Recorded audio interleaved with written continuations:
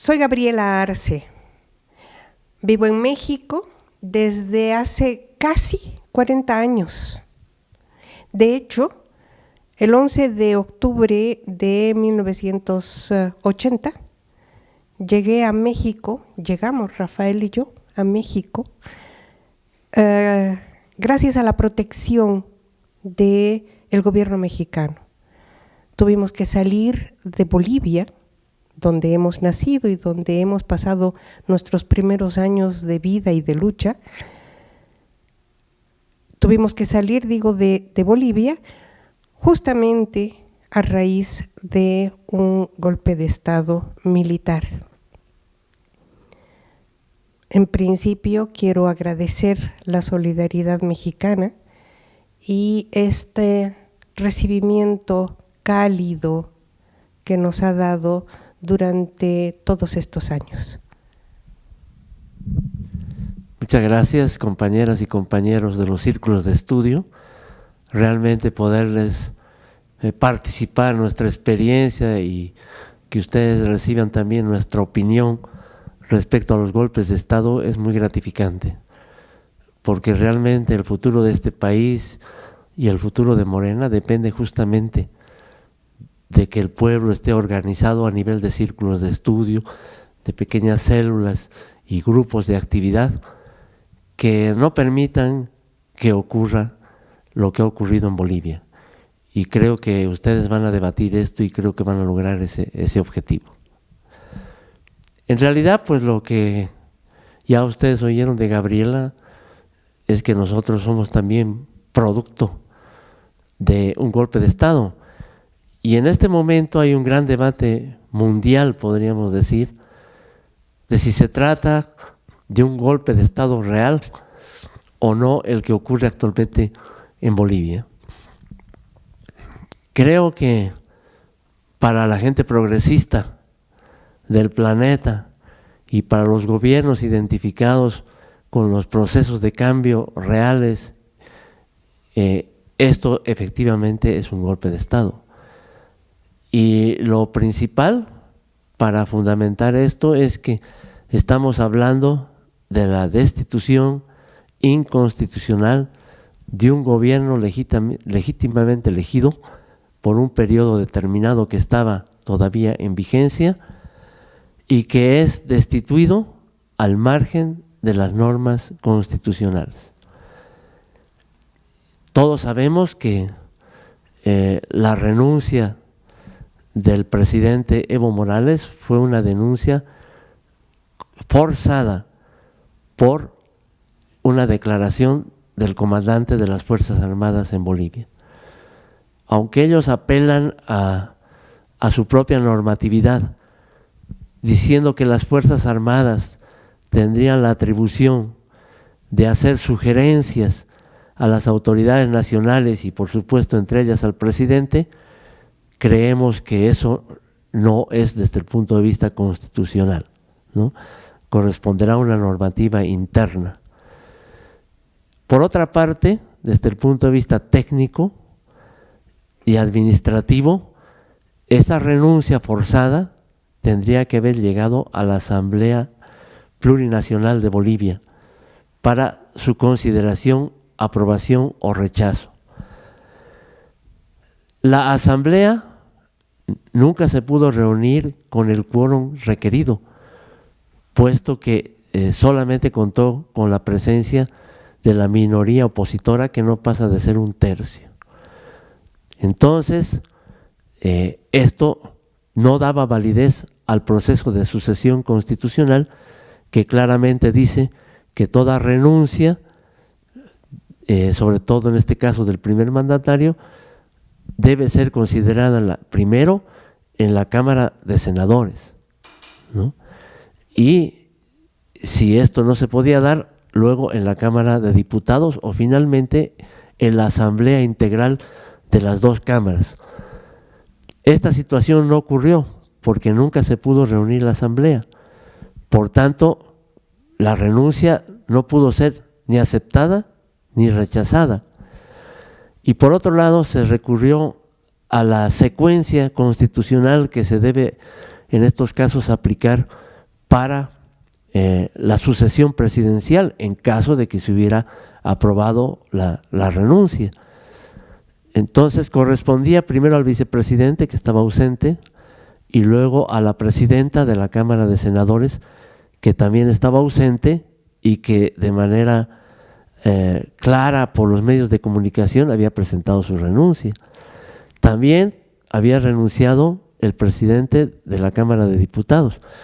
Por tanto, no había realmente manera de establecer una sucesión constitucional para la supuesta renuncia del presidente, que no estaba siendo considerada en la Asamblea.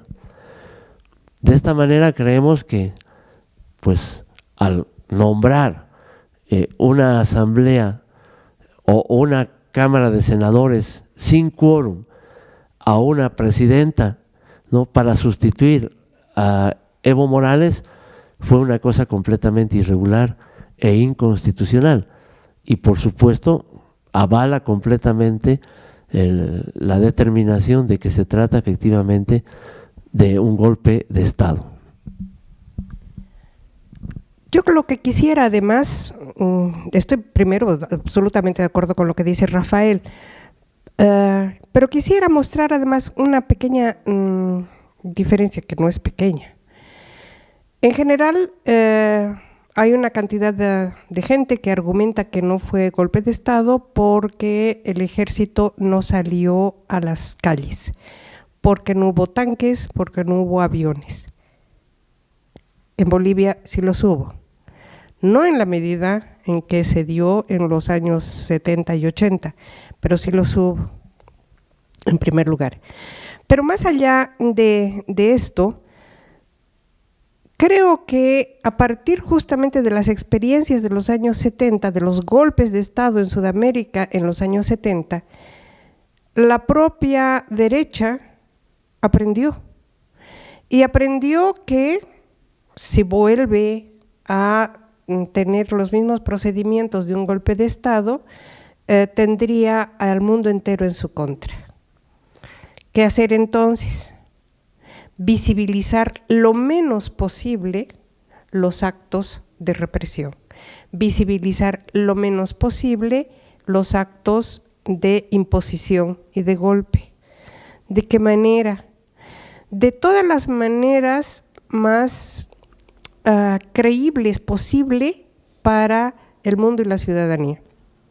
Entonces, pues, en Bolivia se genera un golpe blando, y al final desemboca todo en la renuncia del presidente Evo Morales. Pero también hubo este tipo de golpes, quizás menos estridentes, pero sí los hubo en todos los países de América Latina que tuvieron un intento, que iniciaron un proceso de cambio y cuyas políticas económicas y sociales estaban destinadas a los menos favorecidos. Tenemos los ejemplos de Paraguay, que fue uno de los primeros. Tenemos el ejemplo de Honduras. Tenemos el ejemplo, el último de los ejemplos, por así decirlo, el de Lula. Entonces, pues, no hace falta discutir demasiado sobre cómo fue que se fue dando el proceso del golpe. Lo cierto es que hay un golpe ahí. Lo cierto es que se rompió completamente con la institucionalidad, y lo cierto es que en este momento hay una presidenta autoproclamada que no contó con la mayoría parlamentaria para poder ser elegida como sustituta del presidente Evo Morales. Sí, bueno, también se podría discutir ahora cuáles son las justificaciones del golpe o cuáles son los errores que llevaron a esta situación en Bolivia, que quizás es lo más importante que nuestros círculos de estudio del instituto y todos los grupos sociales organizados para la Cuarta Transformación pudieran debatir, ¿no?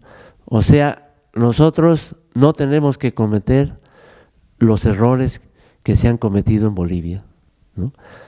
Porque debemos nosotros mantener, ¿no?, la formación política de toda nuestra militancia, de todos los simpatizantes y del pueblo de México en general, en el más alto nivel que se pueda conseguir, con un trabajo cotidiano y permanente, ¿no? Debemos siempre estar pendientes de lo que se está haciendo y ser el control social.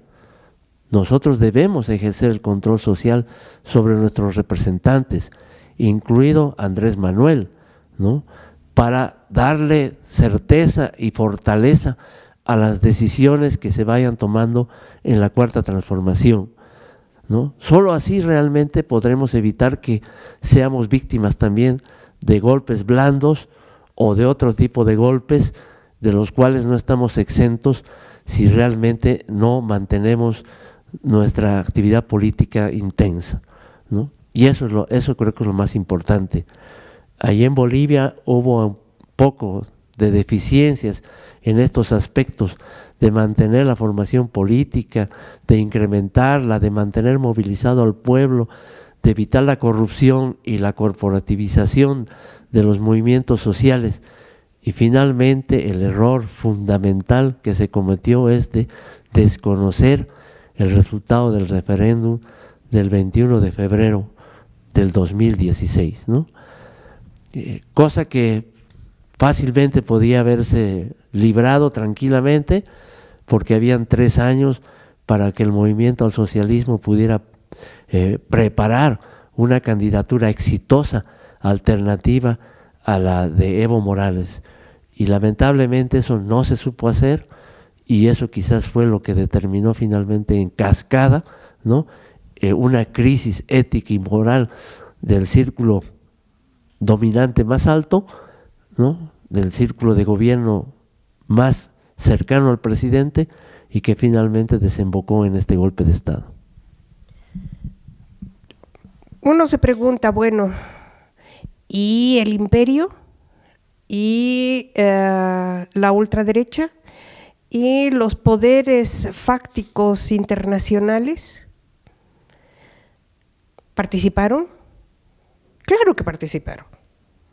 Y participan aquí en México, y participan en el Ecuador, y participan en Venezuela, y participan en todos los países en el mundo cuyos movimientos sociales o gobiernos intenten un proceso democrático desde el punto de vista económico fundamentalmente. Claro que participan, claro que son los responsables, y eso la izquierda lo sabemos de toda la vida. Cometer los mismos errores es, en el caso mexicano, sería casi un pecado. Sabemos que la derecha, la ultraderecha y los intereses internacionales están en contra de la 4T. ¿Qué hacer a cambio? Lo que dice Rafael, estar movilizados de una manera consciente, conocer, saber y transmitir este conocimiento y esta conciencia política, pero además tener la capacidad de hacer una vida orgánica, de estar estructurados en nuestros territorios, en nuestras universidades, entre las mujeres, con los indígenas, los pueblos indígenas.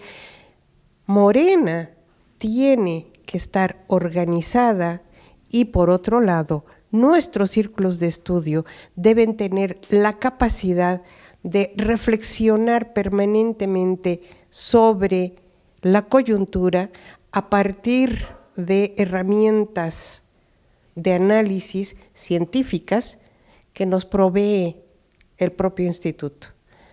Esta es una de nuestras obligaciones fundamentales, no solamente para apoyar la 4T, sino, si fuese necesario en algún momento, para rectificar el camino si alguien de la 4T pudiese estar equivocado o pudiese cometer algún error.